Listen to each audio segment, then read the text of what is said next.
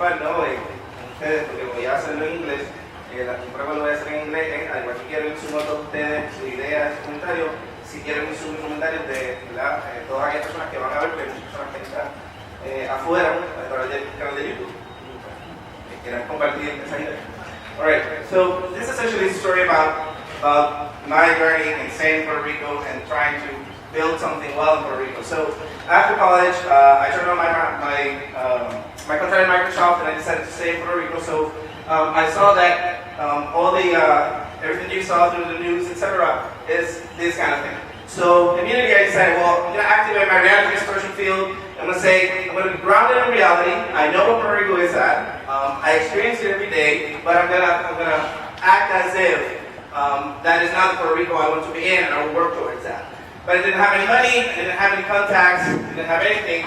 So how could I do anything? So first set of tools that I learned in the first lesson is actually to add value first, right? So instead of me asking, oh, I have this idea, I want to do this thing, let's figure out a way that I can add value to someone else and help them with their project and really dive deep and just do whatever it is that they're trying to achieve and help them out. So with that in mind, I had a hack where I chose the largest, most powerful, nonpartisan organization that I could find that would let me help them out, which was the College of Engineers and Administrators. And with that, I established a whole host of collaborations with me just helping them out. What do you need? How can I help you out? How can I add value to you? And just figure out without any talk. No talk, all action. Not just me trying to figure out and say, oh, I have this idea, you should do this or that. No. People already have organizations and I was just trying to figure out how I could help them change Puerto Rico because there are tons of people like you guys here. They're already doing tons of things.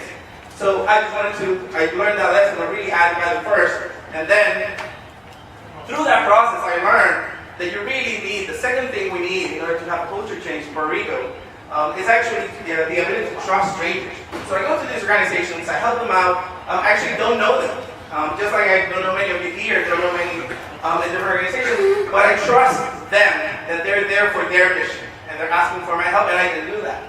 So after a lot of those collaborations, we decided to pull in some of those favorites and decided, well, I'll just do this on my own. I recruited Marcos Polanco and we decided, well, we'll start. So this guy, we did a pitch contest where we tried to connect Puerto Rico with the world, with angel investors, and he's a neurosurgeon and he has a medical device company.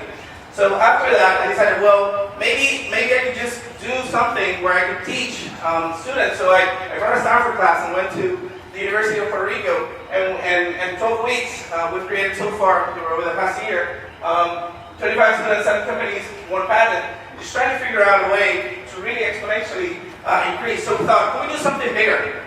And there, with all these different collaborations that I had established, I said, let's start a weekend. Why can't we do that? So we did the first one here. And afterwards, I went to Colombia, did the same, going a few weeks to Norway to help them out, essentially to try to establish and create a collaborative atmosphere here in Puerto Rico. So then I decided, well, that went well, right? We're ready. Could we go even bigger? And we said, well, what's the biggest platform I use to inform what I think and what's the really cutting edge of thinking around the world, not just technology? And that was TED. And we said, well, could we do a TED in Puerto Rico? And it actually turned out that we could, right? So after those collaborations, it took a crazy amount of effort, a bunch of people that are here, Ivan, Ricardo, Alba, Dana, they helped us out to actually create the space where we could bring people together that actually didn't know each other. They didn't even know that they were speaking together. That is actually one of our speakers, and they trusted us with our mission, that we want to create a space where we can have conversations and collaborations similar like this Pecha Kucha, where we can connect and collaborate. So that second tool of actually connecting with strangers, what's enabled us to actually create TEDx, because I didn't have the money resources, but together we did that. A second initiative, which taught me another set of tools, was when Carmen Jimenez invited me to Global Entrepreneurship Week a few years ago. And there, the idea is to establish a set of collaborations between all the organizations that work with entrepreneurship in Puerto Rico and try to saturate Puerto Rico with that idea. So through that process, I actually learned, and all my other experience, that the third thing we need is actually the idea that we need to collaborate and not compete. Because if we keep a global mindset, there is enough space for everyone to do and add value to change and create a Puerto Rico that we all want. So with that, we said, can we go even bigger in that space of actually creating my own little sort of community of tech startups in Puerto Rico? And we decided, you know what, we've done all these things, let's do startups in Puerto Rico, let's just join all together and see who's out there. Who are the other technology startups? And essentially under the model, we've been looking for you, right? We've been looking for creative space where we can all collaborate and work together, and the world responded. The next web is one of the largest technology magazines in the world, and they were interested in what was going on in Puerto Rico. So this is in the context of what's going on all around the world in different technology hubs. And they were interested in what is this idea of providing a survey. We said, can we go even bigger?